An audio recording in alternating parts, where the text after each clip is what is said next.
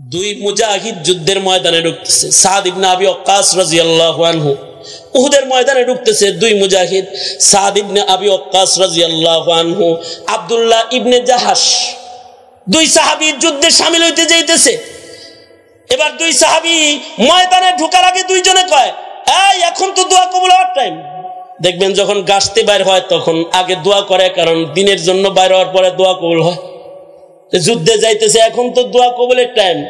তো দুই সাহাবী মিলে একজন আর একজনকে কয়, এই ভাই, যেহেতু আল্লাহর রাহে বাইর হইছি, যুদ্ধে যাইতেছি, তাই দুইজনে দুইটা দোয়া করে আলাই। আজকে একটা ভিন্ন স্টাইলে আমরা দোয়া করব। দুইজনে একজন আর একজনকে কয়, তুমি দোয়া করবা, আমি আমিন বলবো, কিন্তু আমার দোয়া তোমারে শোনাবো না। আর আমি দোয়া করবো, আপনি আমিন কইবেন, আমার দোয়াটা আপনারে শোনাবো না। দুজনে দুইটা দোয়া করবো, যার যার দোয়া সে আল্লাহর কাছে বলবো। একজনেরটা আর একজন শুনবেও না, কিন্তু দোয়ার সাথে একটা আমিনের সহযোগিতা নমু, যেন তাড়াতাড়ি কবুল হয়। আমার দোয়ার সাথে সাদ আপনি আমিন বলবেন, আপনার দোয়ার শেষে আমি আব্দুল্লাহ ইবনে জাহাশ আমিন বলবো, ঠিক আছে? সাদ ইবনে আবি ওয়াক্কাস দোয়া শুরু করছে। দোয়া করতেছে, মনে মনে শুনবার দেয় না ওরে। পাশে আব্দুল্লাহ ইবনে জাহাশ আছে, শুনতে দেয় না, মনে মনে দোয়া করবার লাগছে। দোয়া শেষ করেছে, আল্লাহুম্মা আমিন, হে পাশ থেকে কয় আল্লাহুম্মা আমিন। এবার আব্দুল্লাহ ইবনে জাহাশ দোয়া শুরু করেছে, হের দোয়া হেরে শুনবার দেয় না। দোয়া শেষ করতেছে, চোখের পানি পড়তেছে। দোয়া শেষ হইলে উনি কয় আমিন। কাছে চলে গেছে, যুদ্ধের ময়দানে এখন ঢুকে পড়বে। এবার দুইজনে কয়, এ ভাই, দুইজনে এখন একে অপর থেকে বিচ্ছিন্ন হয়ে যাব। তুমি যাইবা একদিকে, আমি যাবো আর একদিকে। হইতে পারে এই সাক্ষাৎ তোমার আর আমার জীবনের শেষ সাক্ষাৎ। তাহলে একটা কথা কি কম আজ কম জানতে পারি, কি দোয়া করছো তুমি, কি দোয়ায় আমিন বলছি, এটা কি বলবানি একটু? তাহলে আপনি কি দোয়া করছেন সেটা আগে কোন। আপনি মুরব্বী মানুষ, আপনি কি দোয়া করছেন এটা বলেন আগে, শুনালাই পরে আমারটা কই। সাদ ইবনে আবি ওয়াক্কাস বলে, আমি দোয়া করছি, যুদ্ধের ময়দানে যাইতেছি, ইসলামকে বিজয় করার জন্য দেহে শক্তি দরকার, আল্লাহ যেন আমার শক্তি দেয়। আর আমি যুদ্ধের ময়দানে যাইতেছি, আমার সামনে যেন বড় সড়ো একটা কাফেররে আল্লাহর সামনে হাজির করে দেয়, আর বড় একটা দুশমনের গর্দান যেন এক কবে কাটা লাইতে পারি। আর এমন একটা বড় কাফের যেন আমার হামলায় ধরাশায়ী হয়ে পড়ে যায়, যার কাছে অনেক মাল আছে, আর আমি যেন অনেক মালের গনিমতের মালিক হই, যাতে করে মালিক গনিমত মদিনায় ঢুকাইলে মদিনাবাসী আমার দ্বারা উপকৃত হবে। যুদ্ধ হইলে তো উপকারী যুদ্ধ হওয়া দরকার। এই দোয়াটা করছি, চমৎকার দোয়া করেছেন, এই জন্য তো আমি আপনার দোয়ায় আমিন বলছি। তুমি কি দোয়া করছো? আপনার দোয়ার সামনে তো এখন আমার দোয়া বলতে আমার ডর লাগতেছে। না বলো, কি দোয়া করেছো তুমি? আব্দুল্লাহ ইবনে জাহাশ বলে, আমি দোয়া করেছি, আল্লাহ, যুদ্ধের ময়দানে ঢুকবার লাগছি, একদিকে কাফের আর একদিকে মুসলমান, কাফের আর মুসলমান দুই দল যুদ্ধ করবে। নিশ্চয়ই কিছু মানুষ এর ভিতরে মুসলমানরা কিছু তো শহীদ হবে, কিছু মানুষ কিন্তু তুমি শহীদ হিসেবে কবুল করবা। আল্লাহ গো, যে কয়টা মানুষের শহীদ হিসেবে কবুল করবা, তার ভেতরে আমি আব্দুল্লাহর নামটা কি ঢোকানো যায় না? কারণ শহীদ হিসেবে যদি ময়দানে মাহশারে দাঁড়ানো যায়, বিনা হিসাব জান্নাত পাওয়া যায়, রিস্ক ফ্রি হয়ে যায়। কারণ আল্লাহর সামনে দাঁড়ায় হিসাব দেওয়ার ক্ষমতা নাই। শহীদ হওয়ার দোয়া করছি, শুধু সাধারণ শহীদ হওয়ার দোয়া করি না, হাসরের মাঠে নাকি আল্লাহ মুখে তালা লাগাই দিবে, হাত কথা বলবে, পা কথা বলবে, গায়ের চামড়া কথা বলবে, চক্ষু কথা বলবে, কর্ণ কথা বলবে। এজন্য আল্লাহর কাছে দোয়া করছি, ওগো আল্লাহ, শহীদ তো আমারে বানাইবা, আমারে এমন একটা শহীদ বানাইবা, দুশ্মনে যেন আমার হাত কাটা লয়ে যায়, দুশ্মনে যেন আমার পাও কাটা লয়ে যায়, দুশ্মনে যেন আমার নাক কাটা লয়ে যায়, দুশ্মনে যেন আমার কান কাটা লয়ে যায়, আর আমি যেন অঙ্গবিহীন মুসলা দেখে ময়দানে মাহশারে তোমার কাছে দাঁড়াইবার পারি, আমার দেহের কোনো অঙ্গের থেকে যেন আমি নাফরমানি কোনো আমলের সাক্ষী বের হয়ে না যায়, আমার হাত যেন আমার কৃত গুনার সাক্ষী না দেয়, আমার পা যেন আমার গুনার পথে চলার কোন সাক্ষী তোমার কাছে না দেয়, আমার চক্ষুটা যেন তোমার আদালতে কেবরিয়ে দেয়, আমার বিপক্ষে গওয়াহ না দেয়, আমার কান যেন তোমার আদালতে আমার বিপক্ষে কথা না কয়। আল্লাহ আল্লাহ গো, এমন একটা মুসলা মরণ তুমি আমারে দিও। আমি দোয়া কমপ্লিট করেছি আর তুমি আমার সাথে আমিন বলেছ। দুইজন যুদ্ধের ময়দানে চলে গেছে। সাদ ইবনে আবি ওয়াক্কাস তিনি গাজী হইয়া অনেক গনিমতের মাল নিয়ে মদিনায় ফিরেছে। যুদ্ধের ময়দানে উহুদের মাঠে যারা মুসলা শাহাদাত বরণ করেছেন, যাদের ভিতরে সাইয়্যিদুশ শুহাদা আমির হামজা ছিলেন, যাদের নাক কান কাটা হয়েছে, যাদের হাত পা কেটে নিয়ে গেছে, এমনকি আমির হামজার কলিজা কাইটা বাইর করেছে, হিন্দা আমির হামজার কলিজা চাবায়া চাবায়া খাইছে, এমন ভাবে যাদেরকে শহীদ করা হয়েছে, তাদের ভিতরে ক্ষত বিক্ষত একজন ছিলেন আব্দুল্লাহ ইবনে জাহাশ। হযরত সাদ ইবনে আবি ওয়াক্কাস কাঁদতেন আর বলতেন, হায় আব্দুল্লাহ, দামি দোয়া করে আল্লাহর কাছে দামি মানুষ হয়ে গেল গা, আর আমি কি দোয়া করলাম, তোমার মতো বিনা হিসাব জান্নাতি আমি হইতে পারলাম না।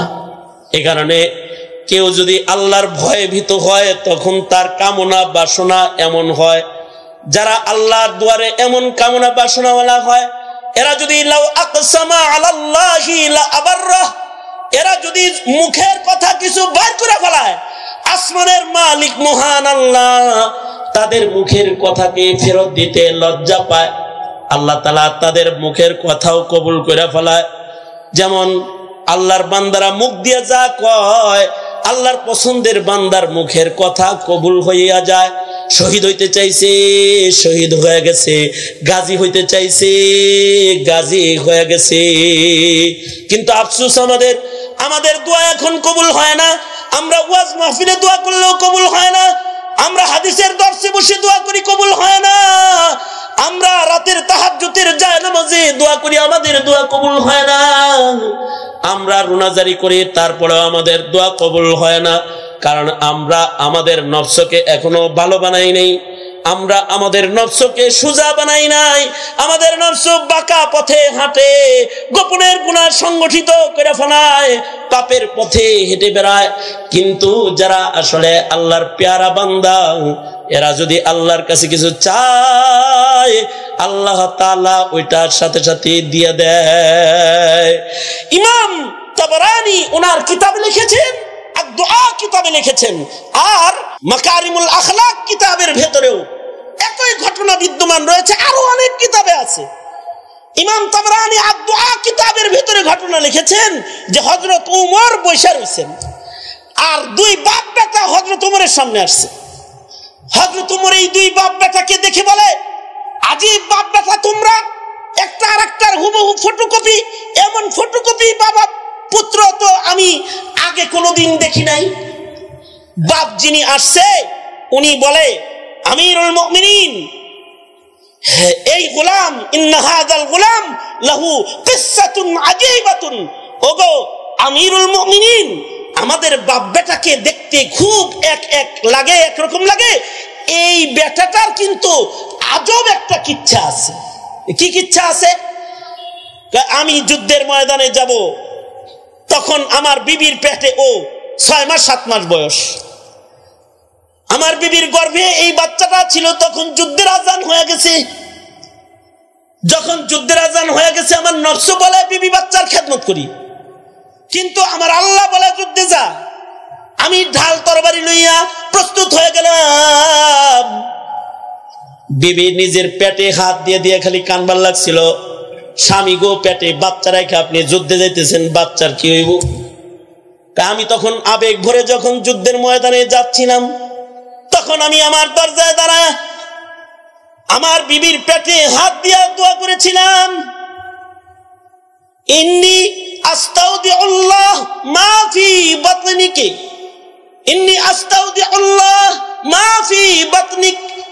আমি আমার বিবির পেটে হাত দিয়ে দোয়া করছিলাম যে আমি আমার পেটের সন্তানটারে আল্লাহর জিম্মায় দিয়ে গেলাম, আমাকে আল্লাহর পথে যাইতে দাও।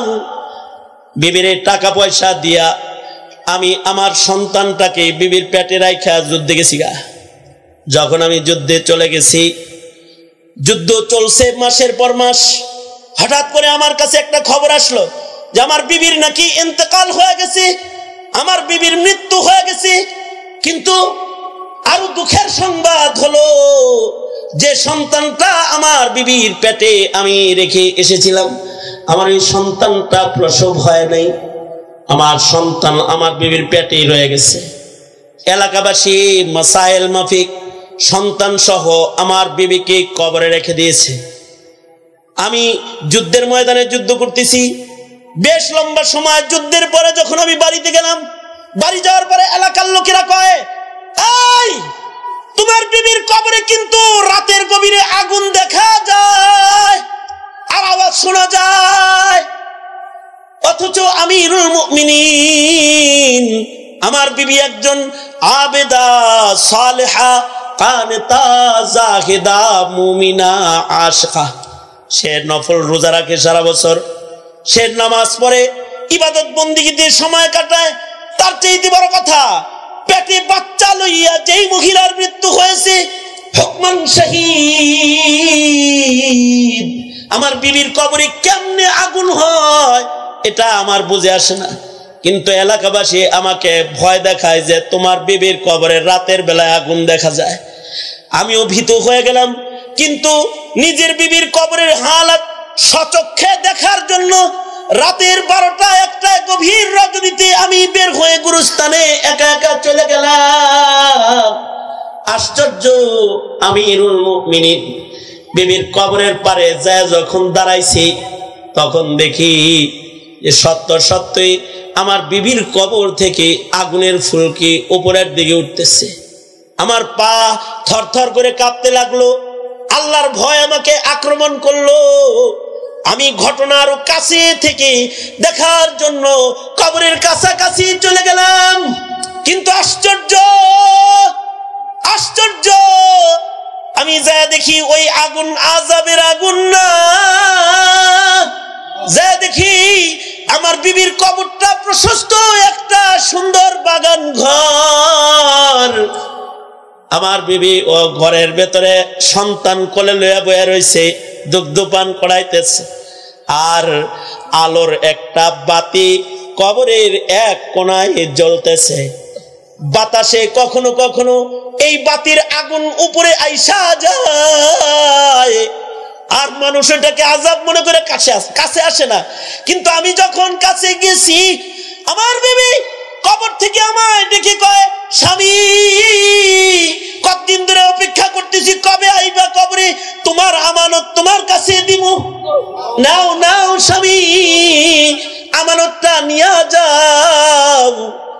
আমার বিবি আমানতটা আমার হাতে দিয়ে দিলে আমি আমার সন্তানটারে কেবল বুকে লইছি, আর সাথে সাথে কুদরতি ভাবে কবরের দরওয়াজা বন্ধ হয়ে যায়, আর অদৃশ্যের থেকে আওয়াজ আসতে থাকে, হায় আল্লাহর পেয়ারা, পেটের সন্তান রে আল্লাহর জিম্মায় দিয়া গেছিলাম, তখন সন্তানের মাটারে আল্লাহর জিম্মায় বলে দেও নাই। তখন যদি তুমি বলতে, ওগো আল্লাহ, আমার বিবি আর আমার বাচ্চা দুটোটা তোমার কাছে আমানত দিয়ে গেলাম, যুদ্ধের থেকে ফেরত আইসা বাচ্চা যেমন পাইছো বিবিরে ওইরকমই পাইতা। কিন্তু বিবির কথাটা বলো নাই, বলছো ইন্নী আস্তাউদিউল্লাহ মা ফি বাতনিকি, তোমার পেটে যেটা আছে এটা আল্লাহর কাছে আমানত দিয়ে গেলাম। এ কারণে তোমার বাচ্চা কবরের ভেতরে লালিত পালিত হয়েছে, মায়ের পেটে বাচ্চা প্রসব হয়েছে ফেরেশতাদের নিগরানিতে, আর বাচ্চা লালিত পালিত হয়েছে কবরে জান্নাতি মায়ের বুকের দুধ পান করে করে। যুদ্ধের থেকে তুমি আসছো, তোমার কোলে উঠছে আমিরুল মুমিনিন, এই সেই বাচ্চা দোয়া করার কারণে যেটারে কবরে আল্লাহ মারে নাই। এজন্য বাপ বেটা ফটোকপি ফটোকপি, আমি যেমন আমার বাচ্চাটাও তেমন। ওই যুগের মানুষগুলার মুখের তাহারাত আর পবিত্রতা এমন ছিল, এটারও কারণ হলো তাদের হৃদয়ে ছিল আল্লাহর ভয়। তারা যদি কিছু বলতো আসমানের মালিক ওইটা কবুল করত। আর আমাদের ভেতরে আল্লাহর ভয় নাই, সঙ্গত কারণে আমাদের দোয়া কবুল হয় না। যেদিকে তাকাই ধুধু আধার আধার দেখা যায়, চতুর্দিক থেকে নির্যাতন নিষ্পেষণ আমাদেরকে ছেয়ে ধরতেছে।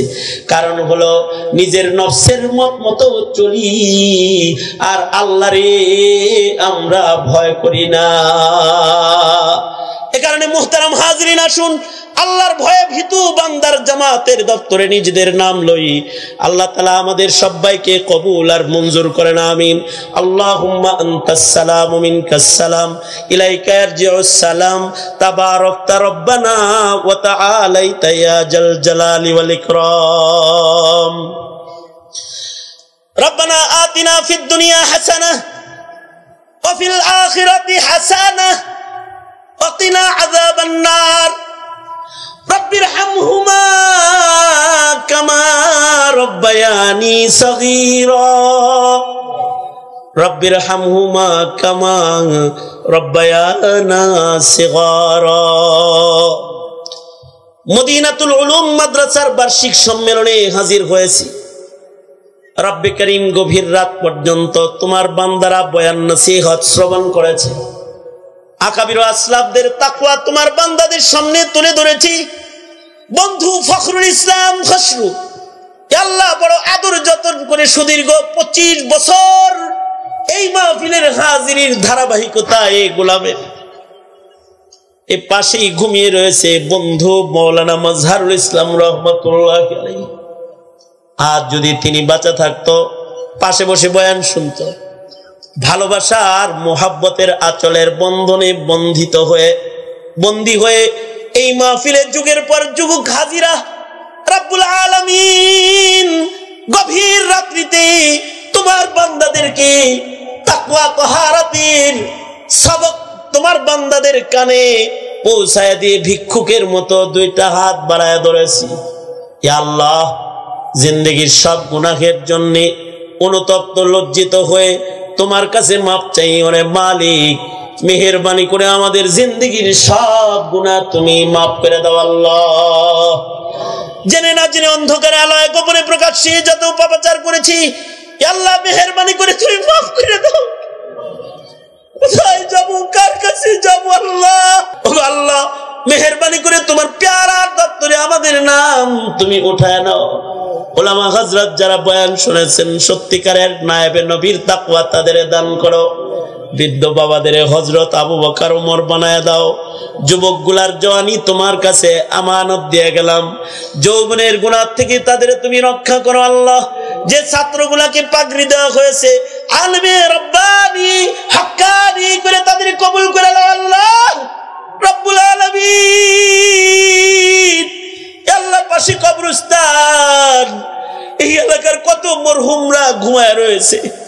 25 বছর ধরে যাদের বয়ান শোনাইছি, এদের অনেকে আজকে ওই কবর জগতে ঘুমায় রয়েছে। পাশে মাওলানা মাজহার বন্ধু ঘুমায় রয়েছে। এই অত্র এলাকার কত মাইয়িতরা গুরুস্থানে ঘুমায় রয়েছে। আল্লাহ, তাদের তুমি জান্নাত দিয়ে দাও। এখানে যারা হাত তুলেছে, অনেকের মা নাই, অনেকের বাপ নাই, নিজের হাতে নিজের মা অনেকে কবরে রাখছে, নিজের হাতে নিজের বাপ অনেকে কবরে রাখছে। কেউ মা বাবা দুজনের লাশ বহন করেছে, নিজের হাতে পিতা মাতা দুজনকে অনেকে কবরে নামায়েছে। ও আল্লাহ, তাদের কবরগুলো জান্নাতের বাগান বানায় দাও। যাদের পিতা মাতা হায়াতে খেদমত করার তৌফিক দাও। যারা অসুস্থ রোগী, তাদের সুস্থ রাখো। ইয়া আল্লাহ, খসরু ভাইকে সুস্থ নেক হায়াত দান করো। ইয়া আল্লাহ, আরো যারা অসুস্থ তাদের মাফ করে দাও, সুস্থতার নিয়ামত দাও বিশেষভাবে। ইয়া আল্লাহ, এই তো ঢাকার হুজুর রহমতুল্লাহ আলাইহি, এই দক্ষিণ বাংলার এক মুরব্বীরও তুমি লয়ে গেলাগা। রব্বে করিম জান্নাতে দরজাত বুলন্দ করে দাও আল্লাহ রব্বুল আলামিন।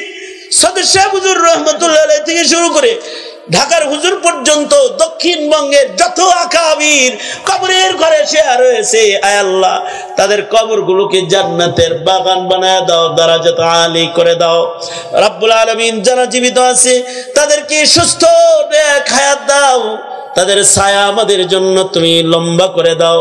জানি না কোন দোকানের কাফন আমাদের জন্য রেডি হয়ে গেছে, কোন সফের বাস না জানি আমাদের জন্য পেকে গেছে, কখন জানি মসজিদের কোনার পালকি বাড়ির দুয়ারে দাঁড়ায়া যায়।